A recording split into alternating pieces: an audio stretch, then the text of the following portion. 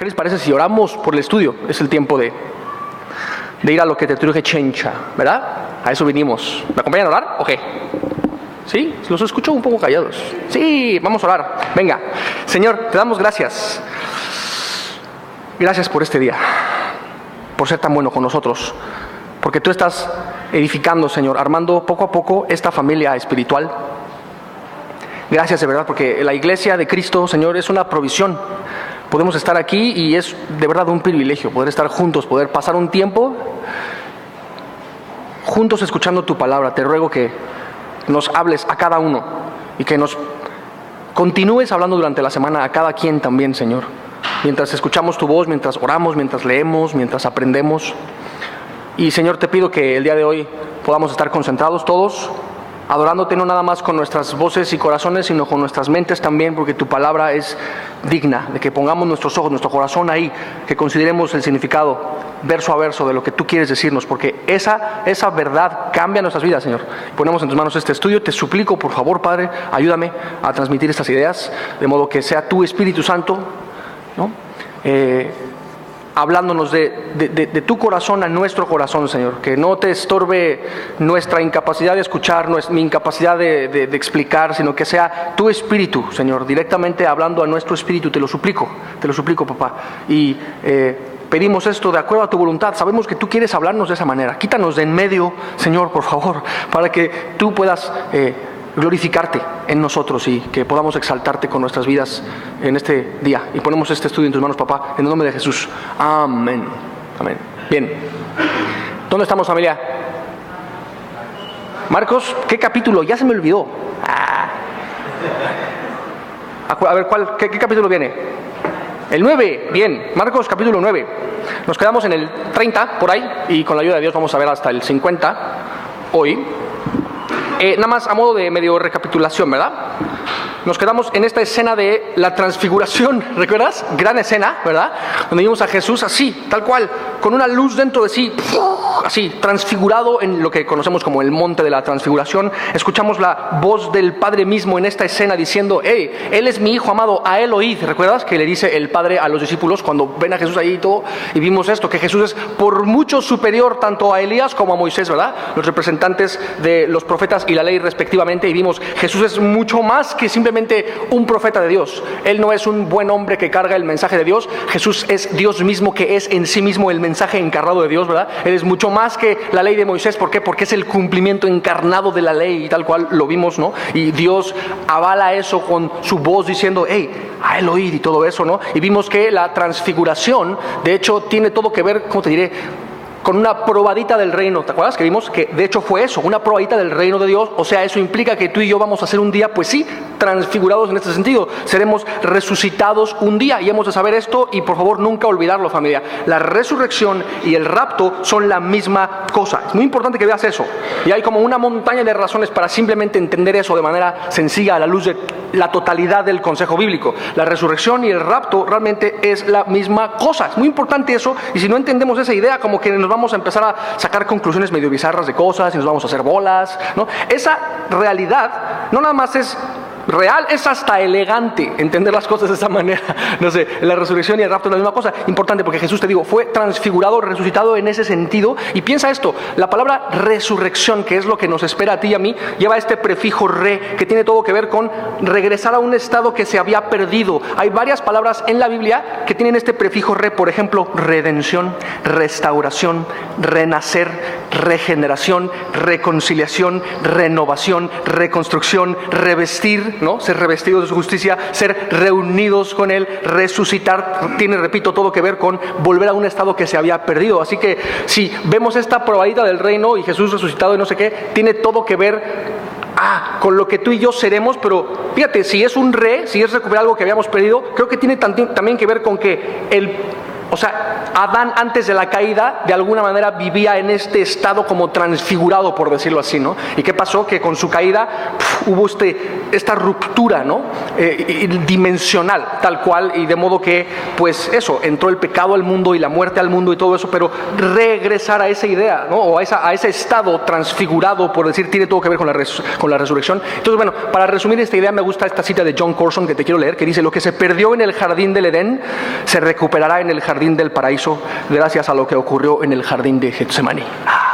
Amaste esa cita, yo lo sé, está increíble, ¿verdad? Y bueno, eso. Vimos también otra escena que es cuando después de como esta probadita del reino en el monte de la transfiguración, ¿qué pasa? Que regresan como al mundo real, por decirlo así, ¿no? Y se encuentran los discípulos y Jesús a estos fariseos discutiendo, a los discípulos todos derrotados así porque no habían podido ayudar a este muchacho que había estado endemoniado. Vimos al papá del muchacho todo desesperanzado y al chavo todo lleno ahí con un demonio mudo y todo esto. Y vimos cómo Jesús resolvió toda la situación, ¿no? Y da esta gran enseñanza al hombre, papá del muchacho, y le dice: al que cree todo lo es posible. Espero se haya guardado en tu corazón esa verdad. Al que cree, familia, todo le es posible. Y cuando este hombre deposita su confianza sencilla en Jesús, ¿qué pasa? Que le dice a Jesús: ayuda a mi incredulidad. Vimos que eso realmente fue una manifestación de su fe, ¿verdad? Cuando tú y yo somos despertados por Dios, podemos darnos cuenta de cuán incredulotes estamos, y todos podemos pedirle a Jesús: Señor, ayuda a mi incredulidad. Y tú y yo necesitamos todos traer en fe nuestra incredulidad a Dios. Y aprendimos esa idea también. Y bueno, después vimos esta otra escena en donde los discípulos están así como todos frustrados. Ay, chale, ¿por qué no pudimos ayudar a este muchacho, no? Porque Jesús le dice: este género nomás sale con oración y ayuno, ¿te acuerdas? Y ellos estaban ahí todos tal cual, decepcionados de sí mismos porque no pudieron sacarle el demonio a este muchacho. Pues claro, decepcionarse de uno mismo implica haber confiado en uno mismo, y es como que, ¿en qué momento Dios te dijo que debías confiar en ti mismo, bro? Eso está bien rana, no hagas eso, ¿no? Entonces por eso no pudieron y todo eso. Y entonces lo importante era no confiar en ellos mismos, ni en su soy bien poderoso porque ayuné y oré, sino voy a confiar en Dios, depender de Dios, ayunar, ¿no? Y orar, que tiene todo que ver con tener comunión con Dios, alinearnos a la voluntad de Dios, en ese sentido, al poder de Dios, sí, que opera a través de nosotros cuando estamos cerca de Él, y no somos nosotros los que hacemos las cosas, es Él en y a través de nosotros y todo eso. Entonces aprendimos esa idea, ¿verdad? De la comunión, y increíble, ¿no? Como este género, dice Jesús, o sea, Jesús entendía muy bien que hay distintos como géneros, tipos de entidades dentro del mundo y el gobierno de Satanás y todo eso, y Jesús estaba listo para sacar cualquier género, ¿no? De entidad y todo eso. Él estaba listo todo el tiempo, nada más esa idea, ¿no? Un gran ejemplo para nosotros. En fin, nos quedamos ahí, ¿verdad? Dice el versículo 30 lo siguiente: habiendo salido de allí, porque esto de que de la oración y el ayuno se los dice en una casa, después de que ellos le preguntan ahí en privado: oye, ¿por qué no pudimos? No sé qué. Entonces estaban en esta como casa donde Jesús les habla de esto, la importancia de la comunión, y dice que habiendo salido de allí, ¿verdad?, de esta casa, caminaron por Galilea y no quería que nadie lo supiese. O sea, Jesús ya no quería detenerse en ningún lado porque ya había determinado ir directo a Jerusalén, que es donde consumaría el plan de redención, en donde sería entregado por ti y por mí, ¿verdad?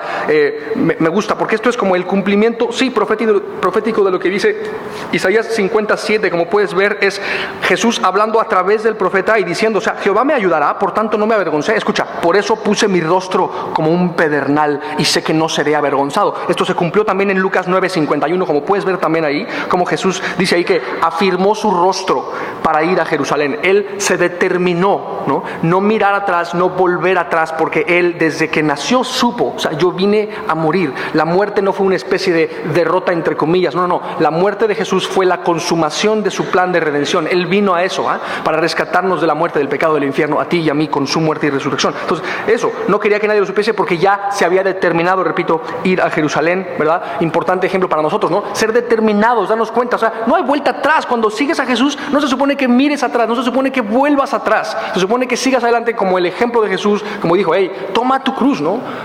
Sígueme cada día, y no sé qué. No hay vuelta atrás. Vimos las implicaciones de eso algunas semanas atrás. En fin, versículo 31 dice que esto, fíjate lo que te digo, Él va determinado a morir, y tal cual de eso les va a hablar el versículo 31, fíjate, porque enseñaba a sus discípulos y les decía: el Hijo del Hombre, este término profético, ya sabes, tomado de Daniel 7, Jesús, el Mesías, será entregado en manos de hombres y le matarán, pero después de muerto resucitará al tercer día. ¿Qué está haciendo en esencia? Predicándoles el Evangelio. El Evangelio es esto, este anuncio, esta realidad, esta noticia de que Dios mismo se hizo hombre y sin dejar de ser Dios murió y resucitó, ¿no? Y le está diciendo ahí, o sea, yo soy el Hijo del Hombre que debe morir y resucitar. Les está tal cual predicando el Evangelio. Esto se los dijo de hecho en Marcos 8:31 también, es de hecho la segunda vez ya que se los dice. Es importante que veas eso, ¿no? O sea, Jesús repitió el mismo mensaje porque ese mensaje sigue siendo vida y sigue siendo poder, ¿no? Eso, y es necesario simplemente seguirlo predicando. De hecho, Pablo habla de eso. Nuestro mensaje es ese, la realidad de que Dios mismo murió y resucitó por nuestros pecados, ¿no? Y él lo dice, por ejemplo, en 1 Corintios 15:1, él habla de eso. Este es nuestro mensaje. Te lo voy a leer así como rápido parafraseado. Básicamente, él dice, ese es el evangelio que ustedes recibieron, en el cual es necesario perseverar. Y el verso 2 de 1 Corintios 15 dice, ustedes son salvos, ¿no? Si retienen la palabra y no creen en vano, les dice esto. Y después en el verso 3, aquí me quiero detener un poco, es cuando describe el evangelio tal cual. ¿Qué es el evangelio? Dice, primeramente les he enseñado esto, que Cristo murió, bueno, lo que yo mismo recibí les dice, ¿no? Que Cristo murió por nuestros pecados, fíjate, conforme a las Escrituras, ahí quiero hacer énfasis, y que fue sepultado y que resucitó al tercer día conforme a las Escrituras también. Es decir, Jesús predica el evangelio, la realidad de su muerte y resurrección, anuncio, noticia, declaración, de acuerdo a las Escrituras. Y ya sabes, hay Escrituras que hablan tanto de la muerte de Jesús como de la resurrección de Jesús. Una muy famosa sobre su muerte en el Antiguo Testamento sería Isaías 53, por ejemplo. ¿Qué me dices de Salmo 22? Importantísimo pasaje profético, el Salmo 22, porque no es tanto como ver la cruz, sino es una escena desde la cruz vista. O sea, no sé si me explico, ¿no? Es eso.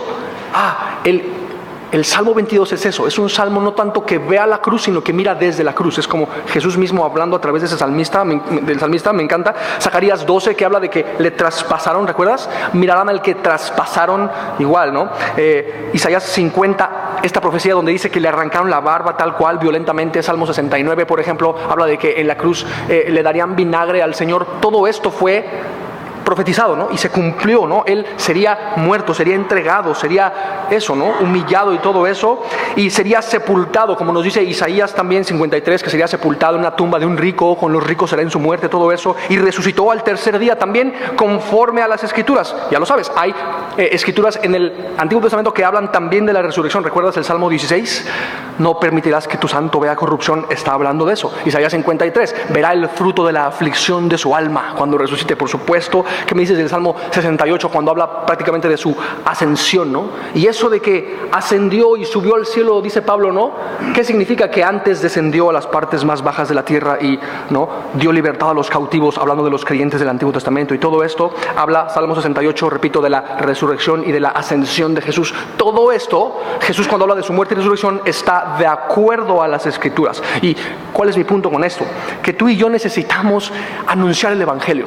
Si Jesús mismo anunció el evangelio, tú y yo necesitamos hacerlo. De hecho, dice 1 Juan 2:6 que el que permanece en él debe andar como él anduvo. Ahorita vamos a ir a esa cita, todavía no, pero ¿se me explicó? Si él predicó el evangelio, tú y yo somos llamados de hecho a hacer lo mismo. Es importante, familia, que estemos, como dice Pablo, ¿no? Pedro, preparados, ¿no?, para presentar defensa con mansedumbre y reverencia. ¿Te acuerdas eso? Ante todo aquel que os demande razón de la esperanza que hay en vosotros. Qué importante esto. Fíjate, estar preparados, es decir, buscar activamente, no sé si esa es la palabra, activamente o proactivamente, compartir con otros, con la gente a nuestro alrededor, en nuestro círculo de influencia, familia, compartir relacionalmente, ¿no?, conversacionalmente el evangelio. Es como demasiado importante. Y sabes que cuando haces eso, porque amas a la gente a tu alrededor y sabes que necesitan nacer de nuevo y todo eso, y tú les compartes el evangelio, ¿sabes qué? Van a surgir preguntas, van a surgir dudas, van a surgir cosas como que, pero entonces, ¿qué onda con eso? La Biblia dice no sé qué, y yo escuché esto de quién sabe quién, y a ver, no, esa es tu verdad, mi verdad, no sé qué. Y así vienen como conversaciones que de hecho es importante que tú y yo nos metamos en esas conversaciones muy seguido, ¿ok? Y sabes que van a venir, te digo, preguntas, van a venir dudas y cosas así, y tú y yo necesitamos, como dice 1 Pedro 3:15, si estamos ahí, ¿no?, que debemos santificar al Señor en nuestro corazón. Y escucha, esto es muy importante, santificar a Dios en nuestro corazón y estar, ¿cómo dice?, siempre preparados para presentar defensa, apología, ¿verdad?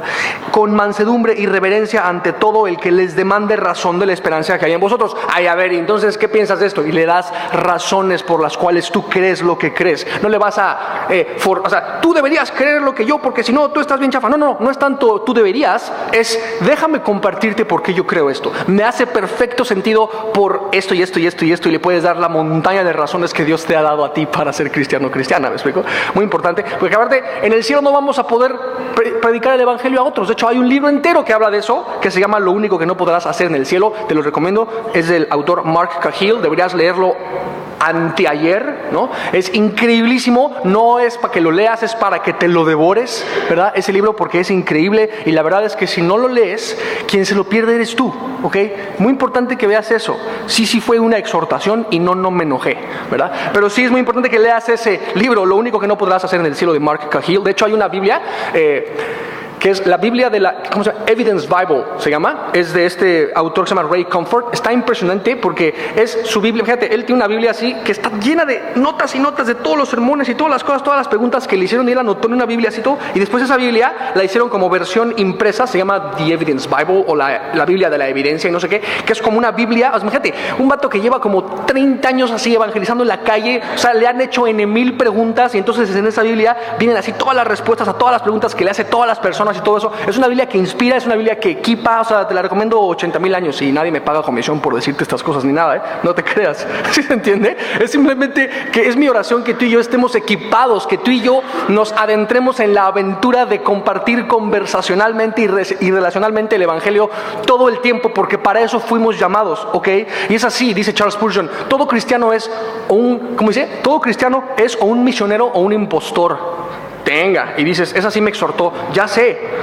Todos nosotros deberíamos simplemente tener, ¿cómo te diré?, bien fresco algún ejemplo de la última vez que compartimos el evangelio con alguien, y debería ser un ejemplo de hace muy poco. Todos deberíamos tener eso, no sé si me explico, estar constantemente compartiendo, repito, el evangelio de manera conversacional y relacional, porque es fascinante, ¿verdad? Bendice a quien lo esté escuchando y te bendice a ti mientras lo hablas y todo esto, y eso es necesario porque los días son malos. Y si Jesús mismo predicó el evangelio como aquí lo ves, y dice que para permanecer en él debemos andar como él anduvo, ¿sí me explico? Es muy importante, es una exhortación muy clara para ti y para mí. En fin, vamos al versículo 32.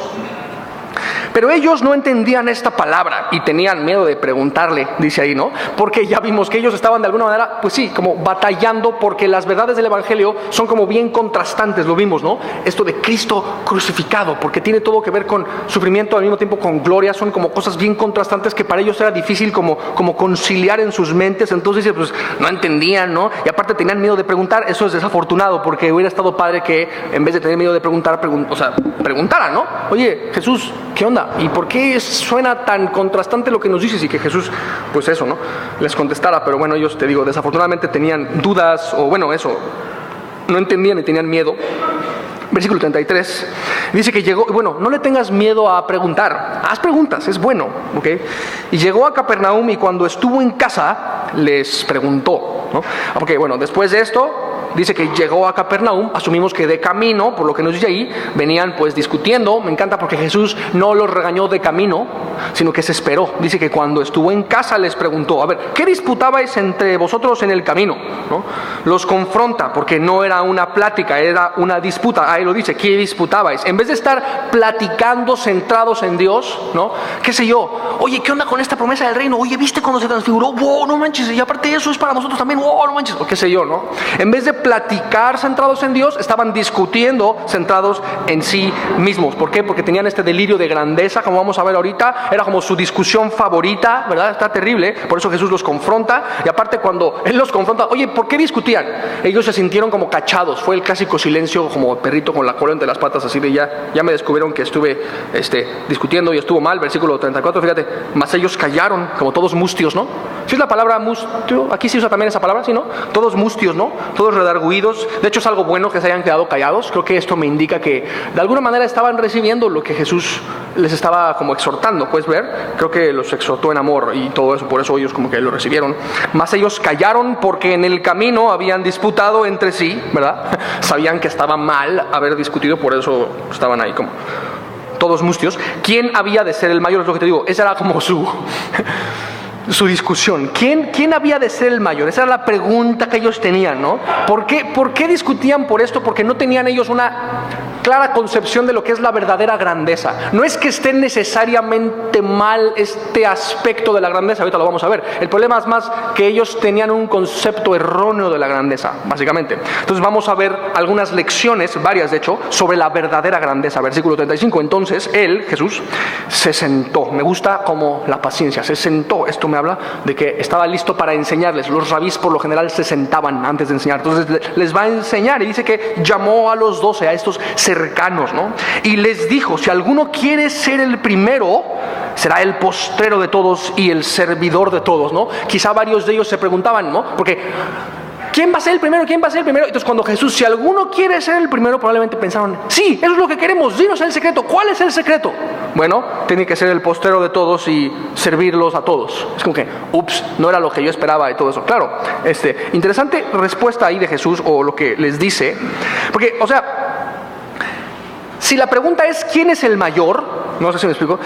Jesús pudo haberles dicho, a ver, ¿cómo que quién es el mayor, mensos? Pues soy yo soy el mayor, yo soy Dios. Pero Jesús no les contestó de esta manera, o sea, sino que les, ¿cómo te diré? En vez de decirles, ustedes están bien mensos por estarse preguntando eso si no se dan cuenta que yo soy el mayor, lo que les va a decir es realmente cómo alcanzar, por decirlo así, la verdadera grandeza. Es un poco eso, ¿no? Déjame recapitulo aquí.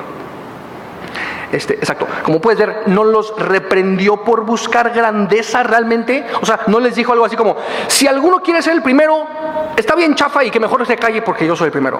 No es eso, sino que es que ya te había dicho eso, perdón. Sino que eso, les va a mostrar la verdadera grandeza, cómo se alcanza. Y de hecho, para alcanzar la verdadera grandeza, por decirlo así, lo que tengo que hacer es de hecho morir a mi delirio egoísta de grandeza.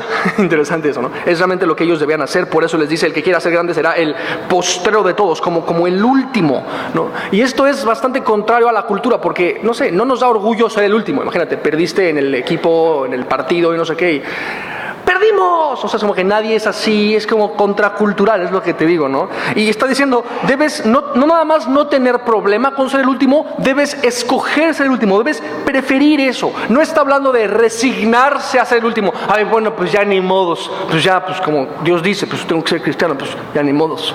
No, está hablando de preferir ser el último. El precepto es claro, o sea, buscar alabanza y reconocimiento debe ser algo por completo ajeno a todo seguidor de Jesús. Esa es la idea. Debe ser ajeno a nosotros. Aparte, no nada más les dice será el último, sino que será el servidor de todos. Y dices, ay, la palabra todos me pega, porque a mí me gusta nomás servirle a algunos, a los que por alguna razón me conviene servirles. No, aquí está diciendo a todos, aún a los que me caen gordos, sí, a todos, ¿no?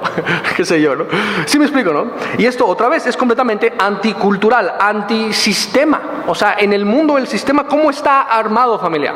O sea, se trata de lograr que te sirvan. Y Dios está diciendo, no se trata de lograr que las personas te sirvan, no se trata de lograr cuántos te sirven a ti, sino de lograr tú servir a los demás. Tiene todo que ver con eso, ¿no? No se trata de que otros hagan cosas por ti, no se trata de que logres eso, se trata de que logres tú hacer cosas por los demás. Muy importante esto, ojo, porque no es que Jesús no experimentaba ninguna especie de ambición. ¿Me explico? Sí experimentaba ambición, por supuesto, pero era una ambición no de ser servido, sino una ambición de servir a otros. No es que, no sé si me explico.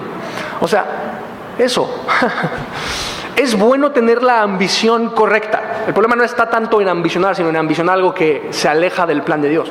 Jesús ambicionaba, creo, sí, servir a otros, tenía ese anhelo. Y sabes, o sea, las personas que viven para servir a otros, centrados en suplir la necesidad de alguien más, son las personas verdaderamente felices, porque fuimos cableados por Dios para eso, ¿ok? No fuimos hechos para vivir para nosotros mismos, es así, ¿no? Y bueno, obviamente el ejemplo perfecto de grandeza y de servidumbre es Jesús mismo, pero como en este ejemplo Él no se está como centrando en sí mismo porque les está diciendo, o sea, se trata de morir a uno mismo para alcanzar como esa grandeza. Y no es que Jesús no tenga claro que Él es el ejemplo máximo, pero, ¿cómo te diré?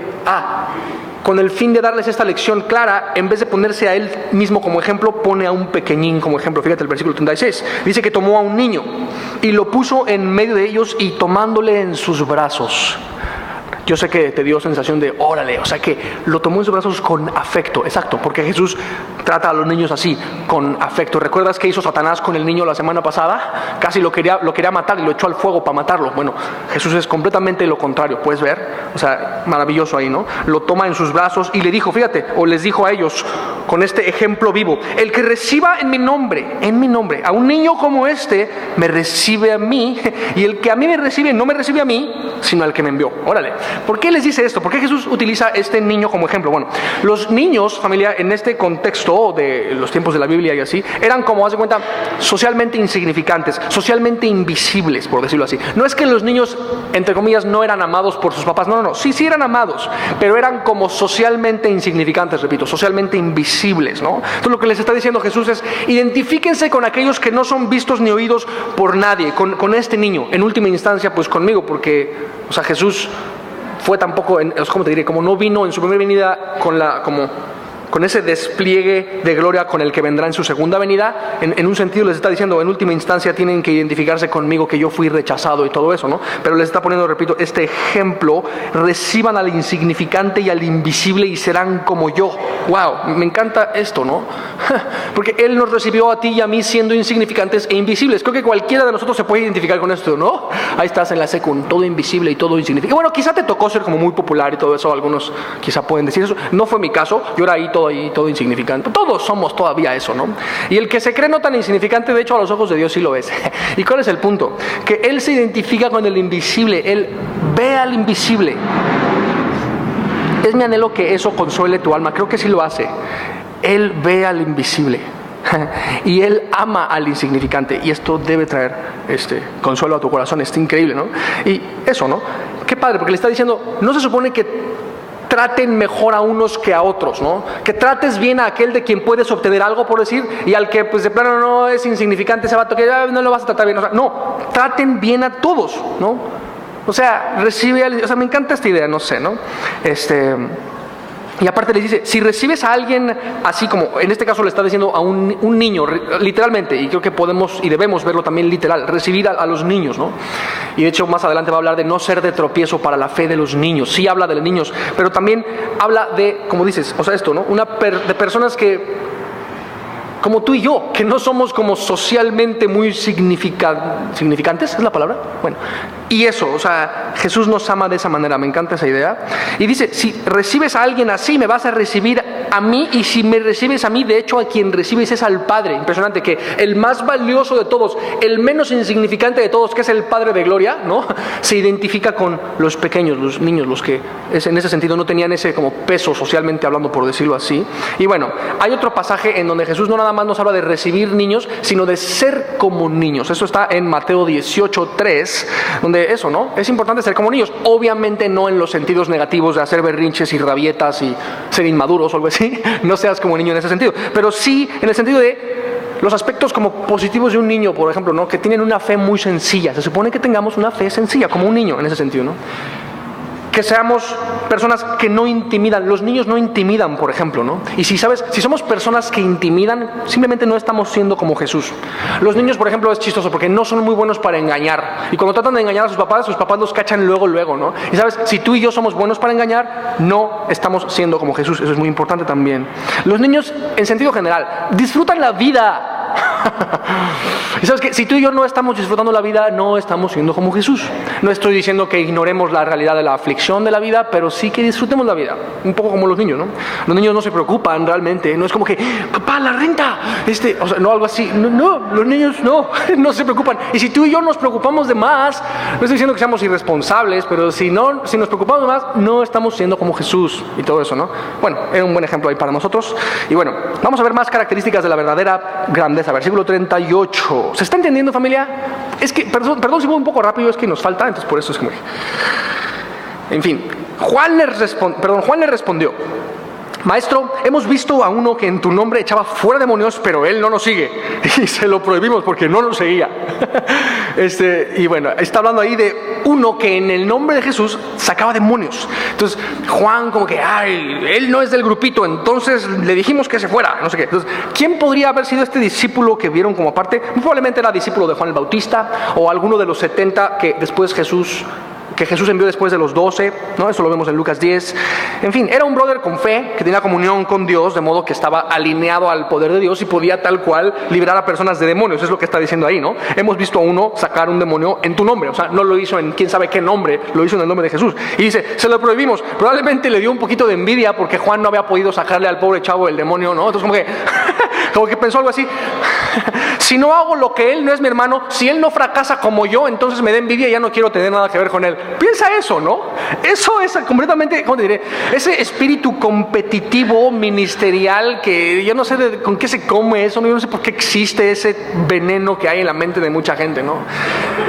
Entrar en esta como competitividad, como que, qué horror, ¿no? Está increíble si Dios lo está usando, como es lo que dice ahí, ¿no? He visto uno que en tu nombre sacó fuera demonios, o sea, está increíble. Es para que digan, gloria a Dios, Señor, conocimos un brother que está haciendo las cosas también así, mejor que nosotros, deberíamos aprender de él o algo así, ¿no? En vez de tener ese plan, dice, él no es del grupito, está bien chafa, no sé qué, ¿no? Porque dice Marcos 9:18 que ellos, tal cual como te digo, no pudieron sacarle el demonio al niño y todo eso.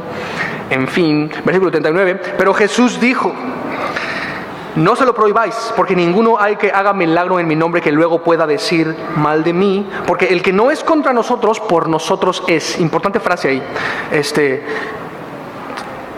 ¿Cuál es la lección en cuanto a la verdadera grandeza se refiere? Que la verdadera grandeza, familia, piensa en términos de inclusividad y unidad, no tanto de exclusividad y división. Importante, ¿no? Entonces aquí está diciendo, el que no es contra nosotros, por nosotros es. Se supone que lo incluyas, que busques unidad con esa persona, no división. Eso es como muy importante, de hecho. Juan 17 nos da un ejemplo muy bello sobre esto. De hecho, el versículo 11 de Juan 17, quiero leerte nada más la última frase, donde dice, yo oro por los discípulos que están frente a mí para que sean uno, así como nosotros, le dice Jesús al Padre. Como puedes ver, Juan 17:20 también dice, no ruego nomás por estos discípulos que están frente a mí, sino por los que van a creer por el testimonio de ellos. Es decir, ahí estamos incluidos tú y yo. Y el versículo 21, como puedes ver ahí, dice, para que todos sean ¿qué? Sí estamos ahí, ¿no? Para que todos sean ¿qué? Uno, exactamente, familia. Para que todos sean uno como tú, oh Padre, en mí y yo en ti, que también ellos, los creyentes, es decir, tú y yo, seamos uno en el Padre y el Hijo, para que el mundo crea que tú me enviaste. Porque te acuerdas que dice Jesús, ¿no? El mundo sabrá que son ustedes mis discípulos si tienen amor los unos por los otros, si viven en unidad. La gente va a creer que yo soy el camino, la verdad y la vida. ¿Sabes qué? La gente se está yendo al infierno, los días son malos y cortos, no hay tiempo para esos rollos de andar dividiéndose, ¿no? Gloria a Dios que hay gente predicando el evangelio, está increíble, ¿no? Porque va a haber más gente en el cielo y todo eso. Versículo 22 sigue hablando de esta idea de la unidad. La gloria que me diste, le dice Jesús al Padre, yo les he dado para que sean uno, así como nosotros somos uno, yo en ellos y tú en mí, para que sean perfectos en unidad, para que el mundo conozca que tú me enviaste y que los has amado a ellos como también a mí me has amado. ¡Wow! Oración fascinante, si tú la lees con calma vas a chillar, es increíble. Juan 17, en fin, busquen unidad, es lo que les dice, ¿no? Aunque haya ciertas diferencias entre tú y otros creyentes, ¿no? Aunque haya ciertas diferencias en su estilo de enseñanza, en su estilo de ministerio, en su estilo de hacer las cosas, de hacer iglesia, qué sé yo, ¿no? Si predican al Jesús de la Biblia, repito, están en lo correcto. De hecho, Pablo mismo hace un ejemplo, también habla de esto en Filipenses 1:15, quiero leértelo, donde dice, algunos a la verdad predican a Cristo por envidia y contienda, pero otros de buena voluntad. Los unos anuncian a Cristo por contención, no sinceramente, pensando añadir aflicción a mis prisiones. Pero los, fíjate, ahí está, Pablo dijo eso. Pero los otros por amor, sabiendo que estoy puesto para la defensa del evangelio. ¿Qué pues? Que no obstante, de todas maneras, o por pretexto o por verdad, ¿cuál es el punto? Que Cristo es ¿qué, familia? Anunciado. Y en esto me gozo y me gozaré aún. Es básicamente la misma idea, ¿no? Dicha por Pablo. Y dices, pero si de plano están bien mal los de esa iglesia, bueno, deja que Dios trate con ellos. Dios va a tratar con ellos, ¿no? Entonces, bueno, simplemente dejarlo en manos de Dios. Repito, pero debemos buscar unidad e inclusividad, no división y exclusividad, o algo así, ¿no? Ok, sigue con esta idea, versículo 41. Y cualquiera que os diese un vaso de agua en mi nombre, órale, movido por esta unidad inclusiva, en el nombre de Jesús, cualquiera que dé un vaso de agua porque sois de Cristo, wow, de cierto os digo que no perderá su recompensa. O sea, la idea es, vivir en unidad e inclusividad tiene todo que ver con mostrar amor de manera práctica, sencilla, o ¿cómo diré? De manera tangible, con un vaso de agua, ¿no? Hasta un vaso de agua, cuando es dado en el nombre de Jesús, cuenta para Dios. Por más insignificante que parezca un vasito de agua, trae una recompensa. ¿Por qué? Porque se da, dice ahí, en el nombre de Jesús, buscando glorificar a Jesús, que es lo importante, ¿no? Si una persona da mucho, pero así, o en su propio nombre, en una especie de altruismo teletón o algo así, no genera una recompensa eterna realmente, porque aunque sea algo, entre comillas, bueno o aparentemente bueno, si no es para la gloria de Cristo, es para la gloria de quien sea que está haciendo cualquier acción altruista o algo así. Entonces dice, eso no trae recompensa. Pero lo que sea hecho en mi nombre, aunque sea poquito, fue un vasito de agua, y no manches, eso trae recompensa. De hecho, sí. Piensa eso. Dar un vaso de agua para la gloria de Dios trae recompensas en la eternidad. Wow, y dices, voy a dar más vasos de agua. Qué bueno, exacto, de eso trata. Y el que no da vasos de agua, quien se lo pierde es el que no muestra este amor de manera práctica. O sea, ¿sí me explico? O sea, esto es para bien de cada uno de nosotros, y quien no lo hace se lo pierde. Es así, ¿no? Qué importante. Sé que lo estamos recibiendo, es de Dios esto. Y bueno, ¿por qué hasta un vaso de agua cuenta para Dios? Escucha, porque no se trata de la cantidad de cosas que damos, sino el corazón detrás de lo que damos, ya sea mucho o poco. Y Dios ve el corazón realmente. Y bueno, esta otra idea, ¿no? Cualquiera que les dé un vaso de agua, porque sois de Cristo. Espero te haya inspirado esa idea. Somos de Cristo, le pertenecemos a Él. Él es nuestro Señor, Él es nuestro papá. Es muy importante que simplemente dejes que eso digas, ¡oh, qué padre! Soy de Cristo, soy tuyo, Señor, soy tuya. ¿Me explico? Que le digas eso al Señor, muy importante. Ahora, lo que se haga en el nombre de Jesús será recordado y recompensado, y después vamos a ver que de hecho lo que sea contrario a eso también va a ser recordado pero castigado. De hecho, de eso habla el versículo 42. Cualquiera que haga tropezar a uno de estos pequeñitos, pareciera que sigue con el niño ahí cerca de él, ¿no? Ya sea que lo veas como un niño literal o como una persona con debilidad en su fe, por decir, como sea, que hagas tropezar la fe de alguien, un niño o un creyente débil. Dice, déjame te lo leo otra vez. Cualquiera que haga tropezar a uno de estos pequeñitos que creen en mí, mejor le fuera si se atase la piedra de un molino al cuello, es una roca muy grande, y se arrojase en el mar. O sea, es como muy fuerte, ¿no? Si haces tropezar a alguien, hijo, le hubiera sido mejor que te avientes a un río, hijo, con una piedra ahí amarrada al cuello. O sea, de eso está hablando. Y dices, qué extrema declaración. Sí, ya sé. O sea, ¿está diciendo Jesús acaso que entonces es bueno suicidarse o algo así? No, sino que es de hecho mejor incluso suicidarse que hacer tropezar a alguien. O sea, es como una expresión, ¿cómo te diré? Que tiene el fin de expresarnos cuán grave es serle de tropiezo a alguien en su fe. ¿Sí se entiende esa idea? O sea, no es que Jesús está a favor del suicidio o algo así, obviamente no, ¿verdad? Es como una hipérbole, por decir así, una expresión figurativa que nos muestra la gravedad de hacerle tropezar en su fe a alguien. Porque, te digo, va a ser castigado eso, porque es más, eso, ¿no?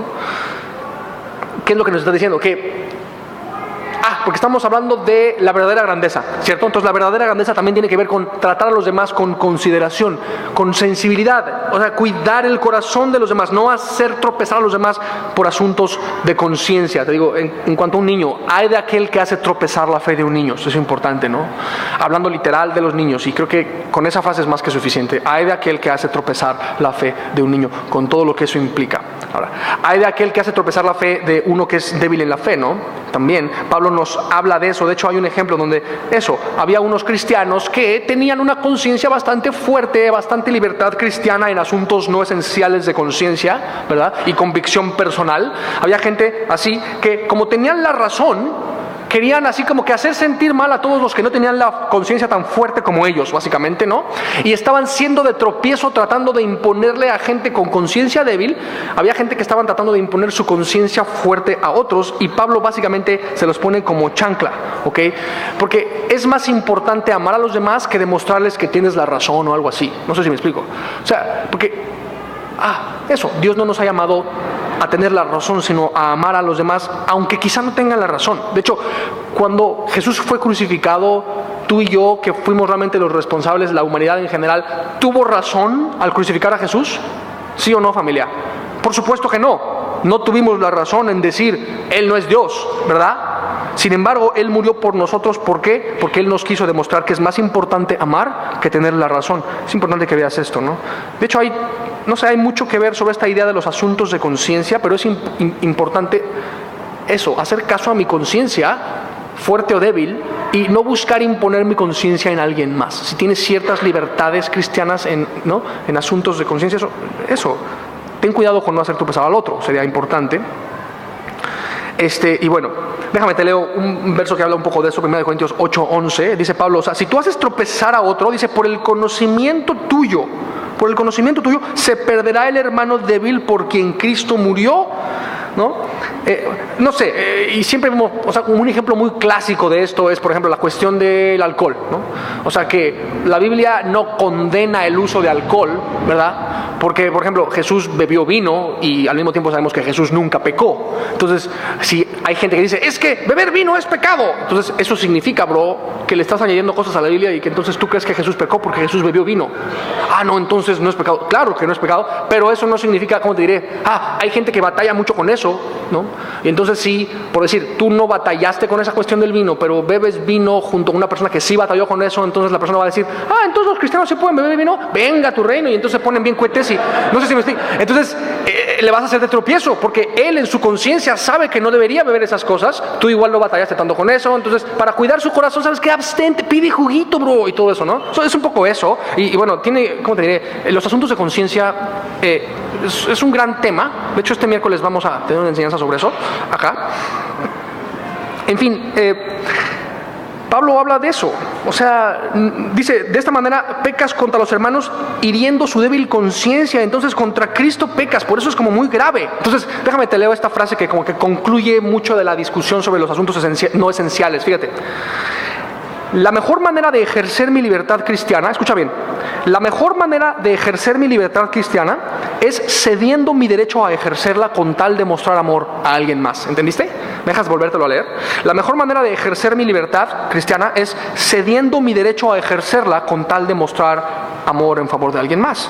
Ahí está, entonces cuidado con arrastrar al débil. En fin, después entonces de hablar de, debe ser considerado y sensible con el otro. ¿Sabes de qué nos va a hablar? Debe ser súper estricto y radical contigo mismo, papá. Es lo que les va a decir, ¿no? Versículo 43, fíjate. Si tu mano te fuere ocasión de caer, córtala. Mejor te es entrar en la vida manco que teniendo dos manos ir al infierno, al fuego que no puede ser apagado, donde el gusano de ellos no muere y el fuego nunca se apaga. Y si tu pie te fuere ocasión de caer, córtalo. Mejor te es entrar a la vida cojo que teniendo dos pies ser echado en el infierno, al fuego que no puede ser apagado, donde el gusano de ellos no muere y el fuego nunca se apaga. Y si tu ojo te fuere ocasión de caer, sácalo. Mejor te es entrar en el reino de Dios con un ojo que teniendo dos ojos ser echado al infierno, donde el gusano de ellos no muere y el fuego nunca se apaga. Tóintelas. ¿Cómo entendemos eso? Es como muy fuerte. Bueno, para empezar a entender eso, ¿no? O sea, debes ser sensible y considerado con los demás, pero contigo debes ser como súper estricto, súper radical. ¿Me explico? De eso está hablando. Ahora, como te imaginarás, hay gente que ha tomado esto de manera literal, ¿verdad?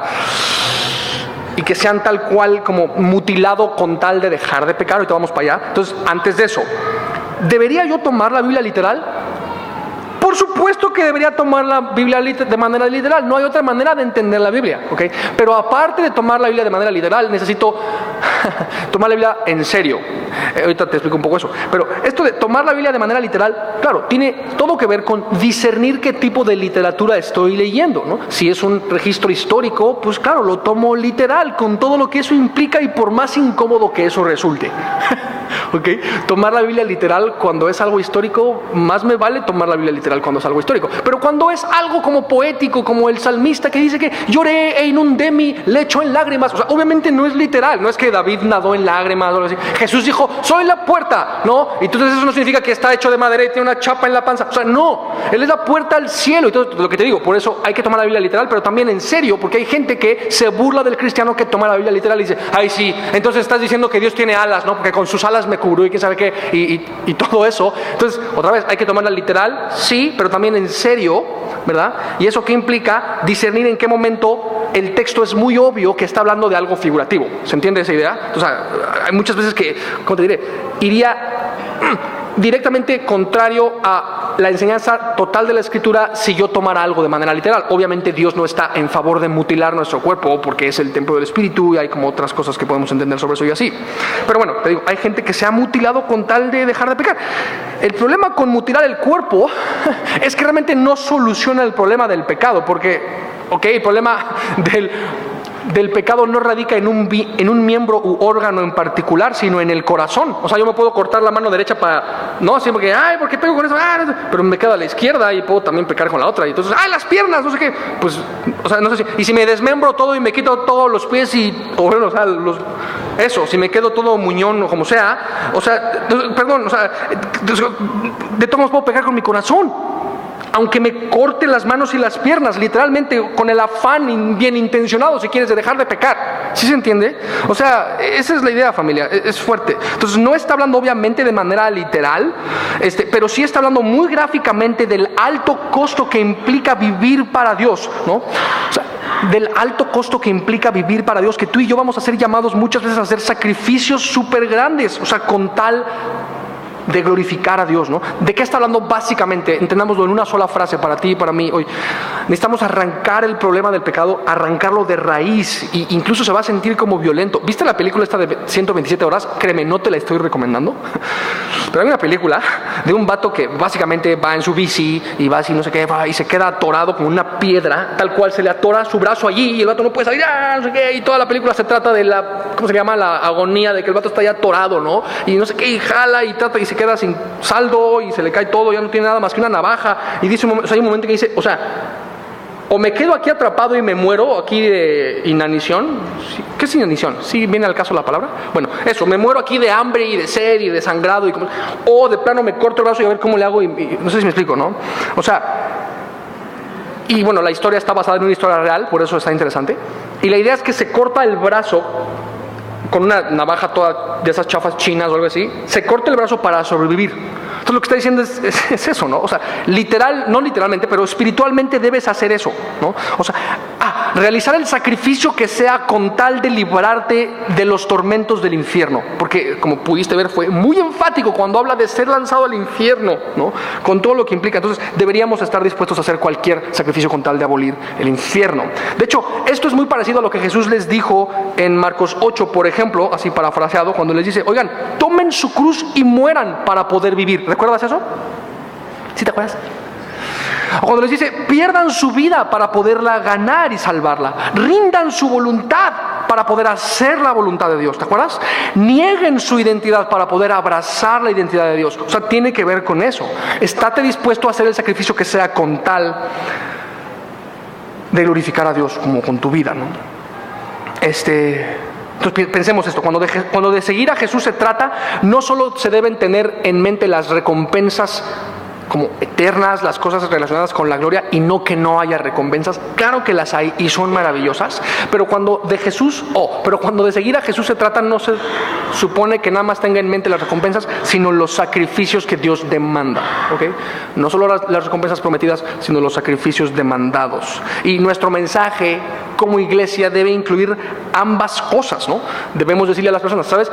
Dios tiene recompensas increíbles si le sigues. Y ¿sabes qué? Dios tiene consecuencias terribles si no le sigues. Y todo eso, ¿no? Si tú enfatizas nada más un lado o nada más el otro, como que no es balanceado tu mensaje, no es lo suficientemente tenso como es el evangelio, tal cual tenso en sí mismo. De hecho, es tan tenso el evangelio que es poder en sí mismo para salvación. Muy importante que veas eso. En fin, y no sé, me da cosa dar ejemplos porque creo que el Espíritu de Dios puede mostrarte realmente qué es lo que tú necesitas arrancar de raíz para realmente poder glorificar a Dios. Tú sabes, creo, los sacrificios que debes hacer, ¿verdad? Para poder, entre comillas, no sé cómo decirlo de otra manera, para poder como alcanzar, por decirlo así, esa grandeza de la que nos habla Dios, ¿no? Creo que tú sabes qué sacrificios tienes que hacer. Corta eso de raíz. La grandeza a los ojos de Dios tiene todo que ver con eso, tu disposición a sacrificarte. En fin. Después menciona el infierno, como puedes ver, o lo mencionó a lo largo de todo esto. Vaya que Jesús habla del infierno en la Biblia. De hecho, tú lo sabes, hay más veces que Jesús habla del infierno que del cielo mismo. Y cuando se refiere a infierno, la palabra griega tiene que ver con el valle de Hinomo, este lugar Gehenna, que era como un basurero que estaba a las afueras de Jerusalén, en donde se quemaba la basura y había ahí como gusanos que carcomían lo que se estaba quemando y todo. Entonces resulta como muy gráfica la ilustración para decirnos, o sea, así va a ser el infierno. Haz de cuenta como eso, pero para siempre. Y no va a ser basura quemándose, sino tu alma carcomiéndose y todo eso por toda la eternidad. Entonces, de eso está hablando. Es lo que conocemos también como el Lake of Fire o el lago de fuego que aparece en Apocalipsis 20, por ejemplo, cuando habla de eso, ¿no? El lago de fuego de tormento eterno. Déjame te leo un poco sobre eso. Dice Apocalipsis 20:13. Habla de eso. Vamos a enfatizar, de hecho, eso. Dice, y el mar entregó a los muertos que había en él. Bueno, interesante, porque de pronto nos imaginamos, ¿y qué significa eso? No, pues las personas que murieron en alta mar y entonces el mar entregó a sus muertos y no sé qué. Nos imaginamos esos cadáveres ahí que se pudrieron en el mar. No, de hecho no está hablando de eso, ni un poco. Está hablando de algo bastante más intrigante, inquietante, que tiene que ver con...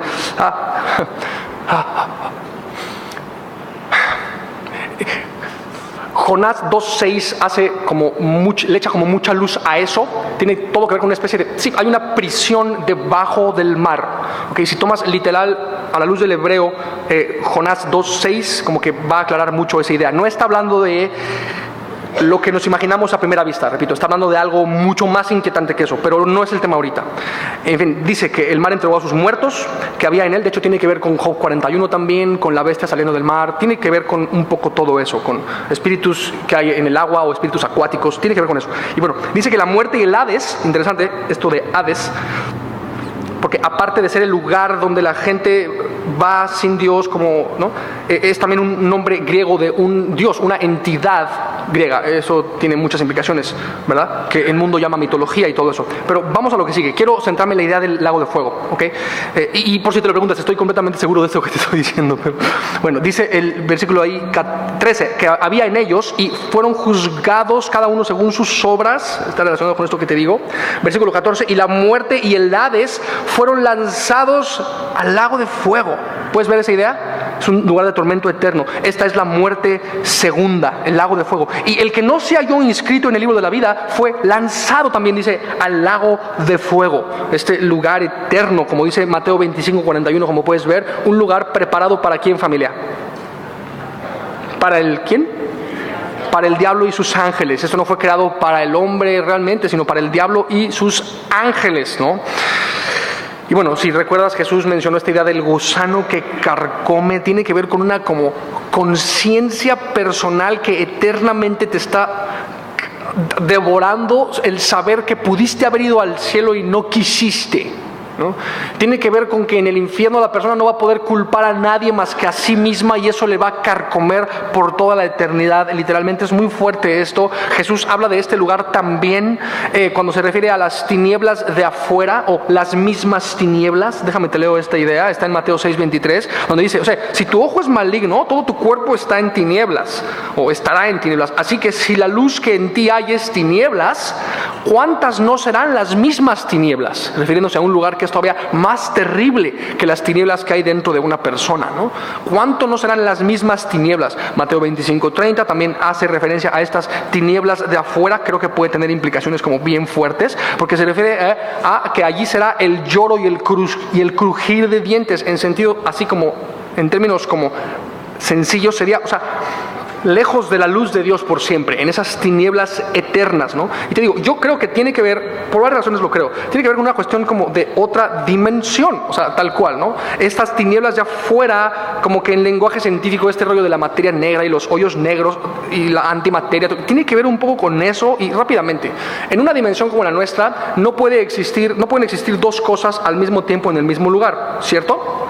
Pero en una dimensión como superior a esta, o aparte de esta, sí puede haber como dos cosas al mismo tiempo en el mismo lugar. De hecho, por eso, o sea, un hoyo negro, que es como, puede ser como muy pequeño y puede tener una densidad de masa impresionante, porque puede haber muchas cosas al mismo tiempo en el mismo lugar. Y por eso, o sea, un hoyo negro puede, por ejemplo, chupar o comerse toda una galaxia entera, ¿me explico? Y tener la gravedad de toda la materia ahí metida, pero toda esa materia cabe al mismo tiempo ahí, porque en otra dimensión puede haber más de una cosa al mismo tiempo en el mismo lugar. Entonces es una especie como de campo gravitatorio súper extremo, un hoyo negro. Entonces creo que tiene que ver con eso, pero como espiritualmente. O sea, Y la idea es que realmente cada lugar en el universo, en el espacio, es como potencialmente un hoyo negro. ¿Cómo te diré? En esta dimensión, como que solo puede haber un centro del universo, por decir. O sea, no sabemos dónde es, pero hay como un centro del universo. Pero en otra dimensión puede haber como muchos centros del universo. Si tú haces un pequeño estudio, una pequeña investigación sobre los hoyos negros, tiene que ver con eso, como campos gravitatorios. Y como tiene que ver con una cuestión dimensional, creo que puede haber como muchos centros del universo, básicamente. Y creo que la realidad de las tinieblas de afuera, como el infierno eterno, tiene que ver con convertirte literalmente en el centro del universo. Y tiene que ver con cargar las consecuencias eternas que eso implica. ¿Okay? No lo puedo entender ni explicar, pero tiene que ver con eso, y nos invito a inquietarnos con estos temas e investigar y decir: Señor, por favor, que tu luz sea con nosotros, déjame anunciar tu luz, porque no quiero que las personas a mi alrededor vivan el tormento eterno de convertirse literal, dimensional, espiritualmente en el centro del universo, porque eso sería terrible, ¿no? Donde, como el anticristo que se pone en lugar de Cristo, como la antimateria que tan no es materia que anti es materia, entonces te pones en lugar de Dios porque tú eres tu propio Dios, y entonces Dios te concede eso. Él honra tu decisión de tú ser el centro de tu propia vida, entonces te concede por la eternidad convertirte en el centro de todo el universo y cargar las consecuencias que eso implica, y ser una especie de campo gravitatorio espiritual inconcebible. Espero estar haciendo aunque sea un poquito de sentido. Tiene que ver con eso, creo yo, y esto puedes verlo como algo, es mi opinión, ¿no? No es... Velo como mi opinión si quieres, pero espero hacer un poco de sentido aunque sea. Versículo 49. Qué fuerte tema ese. En fin, porque todos serán salados con fuego, y todo sacrificio será salado con sal. Hay varias maneras de entender esto. Vamos a ver dos principales maneras de entender esto, y para entender la primera, déjame te doy tres ideas. Habla de sacrificios salados con fuego, y después salados con sal, ¿cierto? Okay, la ley en Levítico 2:13 dice que todo sacrificio debe llevar sal. Sazonarás con sal toda ofrenda que presentes, y no harás que falte jamás de tu ofrenda la sal del pacto de tu Dios. En toda ofrenda tuya ofrecerás sal. Eso para empezar. Los sacrificios debían llevar sal. ¿Qué me dices de Romanos 12:1, donde dice que debemos ser como sacrificios vivos? ¿Recuerdas esa idea? ¿Sí te acuerdas, familia? Hermanos, les ruego por las misericordias de Dios que presenten vuestros cuerpos en sacrificio vivo, santo, agradable a Dios, que es vuestro culto racional, ¿no? Entonces básicamente la idea, y esta idea del fuego en la Biblia muchas veces tiene que ver con tribulación, con sufrimiento a causa de la fe. Entonces, atando estos tres cabos, la primera manera de entenderlo sería como esto, ¿no? Muchos lo creen así, que Jesús está como diciendo: así como todo sacrificio bajo la ley venía acompañado, sazonado de sal, todo sacrificio de mis seguidores viene acompañado, sazonado de sufrimiento y aflicción. Podríamos quizá entenderlo así. Déjame leerte otra vez el verso 49 a la luz de esa interpretación. Sería algo así como: porque todos los que me sigan serán salados con el fuego de la aflicción, y todo sacrificio vivo de aquel que me siga será salado con la sal, como el sacrificio del Antiguo Testamento. ¿Se entiende? Podría ser una manera de entenderlo. La otra es que le atribuyen a la idea del fuego lo que es el Espíritu de Dios. Entonces lo que está diciendo es, la presencia del Espíritu en nosotros, mientras vivimos para Jesús en esta como verdadera grandeza, humillándonos, por decir así, el Espíritu de Dios hace en nuestras vidas lo que la sal hace. ¿Qué hace la sal? Preserva, ¿verdad? Da sabor, mejora, ¿verdad? Entonces la idea es eso, cuando nos convertimos en sacrificios vivos, el fuego de Dios hace lo que la sal, nos mejora, nos preserva. Ahorita vamos a ver qué más hace la sal, ¿no? Entonces, bueno, leyendo con esta interpretación del verso 49 sería: todos los que me sigan serán salados con el fuego del Espíritu de Dios, y todo sacrificio vivo será salado, es decir, preservado, mejorado con la sal del Espíritu en nosotros. No sé. Y dices: ¿tú cuál crees? Pues por eso te dije los dos, porque no sé. Puede entenderse cualquiera de las dos maneras, y de hecho hay más y todo, pero estas son las centrales, y espero hacer sentido. Termina acá, casi, versículo 50. Buena es la sal, mas si la sal se hace insípida, ¿con qué la sazonaréis? Esta frase es importante, ¿no? Buena es la sal, es una declaración de Jesús. Está diciendo: la sal es buena. ¿Por qué? ¿Qué hace la sal? Evita la deshidratación, ¿verdad? Cuando estás en el desierto y tienes poca agua, toma sal y te dura más, algo así, ¿no? Pero es que aparte provoca sed, entonces es como que Tiene dos funciones ahí. Evita la deshidratación, número uno. Número dos, la sal preserva, por eso la cecina dura más porque está salada, y el bacalao también y todo eso, porque preserva la sal. Da sabor, eso tiene que ver con mejorar, provoca sed, y aparte, ¿a poco no cauteriza heridas? Como que sana heridas la sal, ¿sí sabías, no? ¿Sí sabías o no? Sí, ¿verdad? Entonces, bueno, está diciendo la sal es buena, mas si la sal se hace insípida, pues ¿con qué la sazonaréis? La idea es, si la sal deja de tener su sabor, o sea, pierde sus propiedades, entonces ya no va a hacer el bien que debería hacer en el mejor de los casos. Entonces, por eso dice, versículo 50, tened sal en vosotros mismos y tened paz los unos con los otros. No pierdan ese sabor, esas propiedades de la sal, por decirlo en sentido espiritual, ¿no? Tened sal en vosotros, ¿no? Mientras viven como sacrificio vivo, ¿no? Sean sal, o sea, eso, no nada más es tengan sal, sino sean sal. ¿Por qué? Porque Dios mismo dice en Mateo 5, como puedes ver, ya con esto terminamos, dice, ustedes son ¿qué, familia? La sal de la tierra. Pero si la sal se desvaneciere, ¿con qué será salada? La idea es parecida, ¿verdad? No sirve más para nada, no sirve más para nada, parece que dice, ¿no? No sirve más para nada, sino para, era chiste, pero bueno, sino para ser echada fuera y hollada por los hombres, ¿no? Misma idea, o sea, pierde sus propiedades, entonces ya no sirve para nada, básicamente, ¿no? Versículo 14, vosotros sois la luz del mundo, aquí en Mateo 5, ustedes son la luz del mundo, y 15, 16, ahonda en eso, y quiero leerte el 16.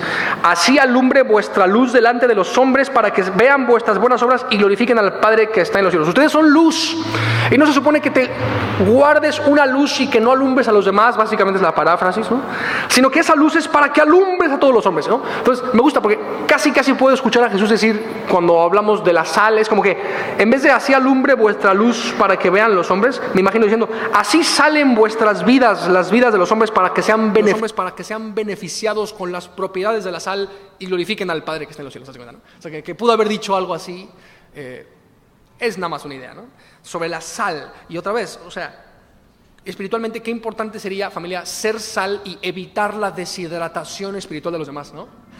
Ser llenos del Espíritu, transmitir eso, así para que las personas a nuestro alrededor no se deshidraten espiritualmente, por decirlo, ¿no? Preservar la sal como preserva, ¿no?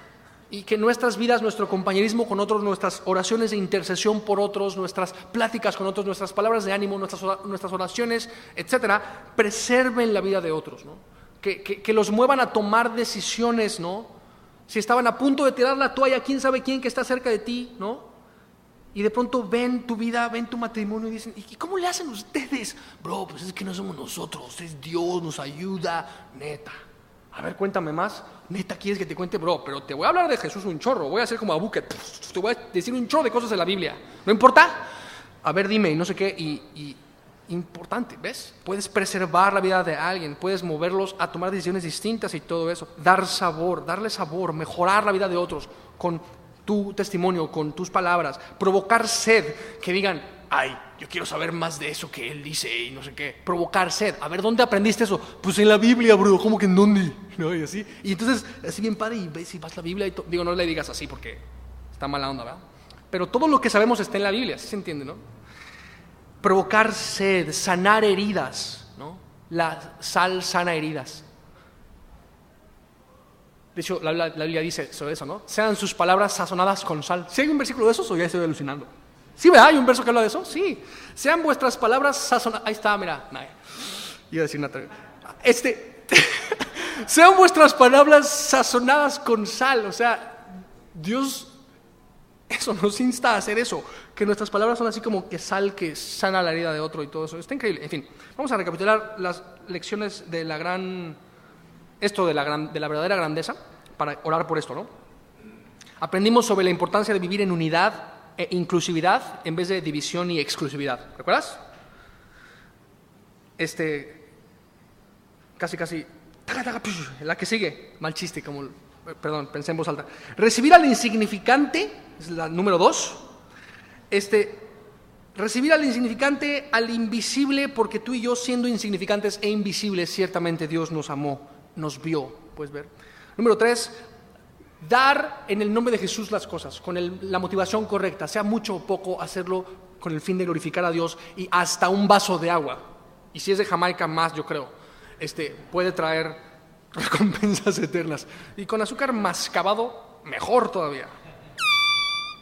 La última, sé sensible con los demás, sé radical contigo. Sé sensible con los demás, cuidado con hacer tropezar la fe de un niño o de alguien débil en la fe, cuidado con eso, y sé radical contigo. Papá, córtate el brazo si es necesario, no literalmente, ¿no? Arranca de raíz el problema y seamos como sal, preservando, dando sabor, provocando sed, sanando heridas. ¿Me acompañan a orar por estas cosas?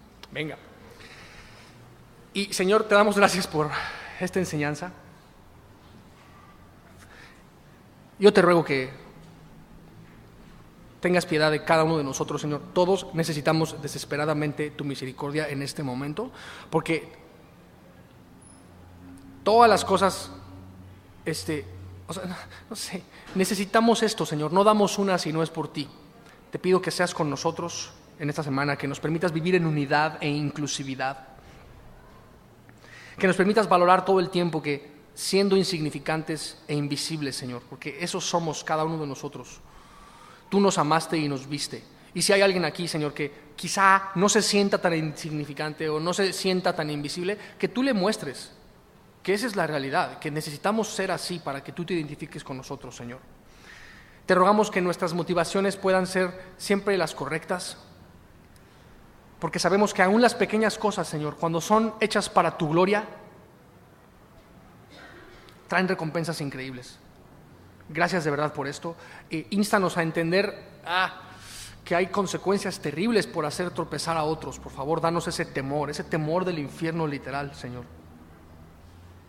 Te ruego que si hay alguien aquí escuchando esto o escuchando esta grabación o viendo este video que no te tiene en su corazón y que su destino es literalmente las tinieblas de afuera, yo te suplico, Padre, que tú tengas piedad, que esa persona pueda clamar a ti, recibir la salvación gratuita que hay en ti y que en vez de tener oscuridad centrada en sí mismo por la eternidad, que tenga la luz centrada en ti, Jesús, por la eternidad.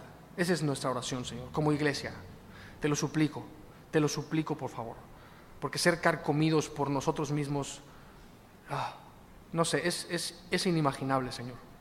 Yo te ruego por estas cosas, te ruego que podamos, como congre, como personas, como familias, seguir siendo sal, seguir dando sabor, seguir preservando las vidas de otros, seguir provocando esa sed de ti y ser personas como agentes que sanen con tu palabra las vidas de otros, Señor. Te damos gracias por ser tan bueno y ponemos todo esto en tus manos, papá, en el nombre de Jesús. Amén, amén.